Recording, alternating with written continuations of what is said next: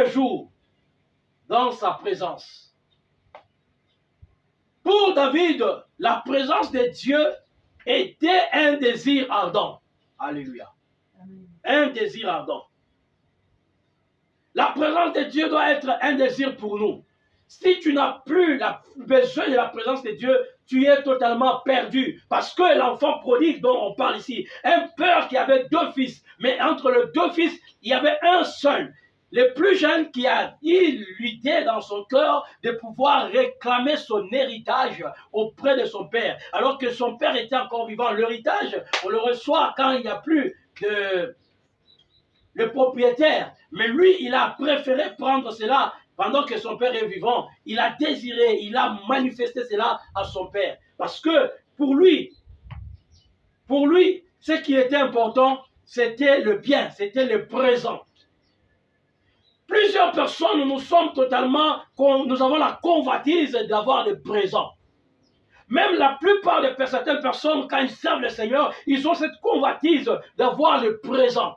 Dis, j'écris au Seigneur pour le présent. Je vous ai toujours rappelé que la femme prodigue, plutôt la femme qui était avec Jésus au puits de Jacob, cette femme-là, quand elle a demandé la première fois, quand elle a demandé de l'eau que Jésus lui a présenté, dit, moi je te donne de l'eau de la vie, c'était d'abord le présent.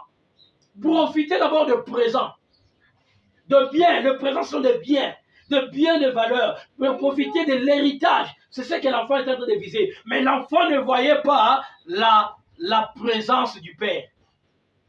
La présence du Père n'est rien sans ce présent-là.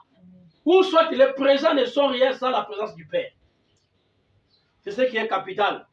Il faudrait que la présence du Père soit là. Mais qu'est-ce que nous bénéficions quand nous restons dans la présence de Dieu? Qu'est-ce que nous bénéficions quand nous désirons la présence du Père?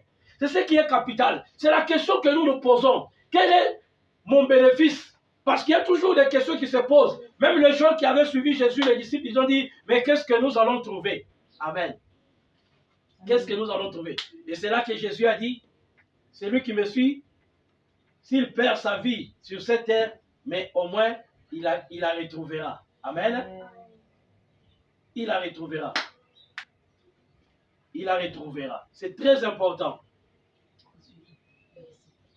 J'aimerais dire à quelqu'un ce matin, le bénéfice ou le gain que nous trouvons ici dans la parole de Dieu ou bien dans la présence de Dieu. La première des choses, il y a l'amour du Père. Amen. Écoutez, l'enfant prodigue est parti. L'enfant prodigue est allé loin de son père. Il s'est même éloigné. Après avoir reçu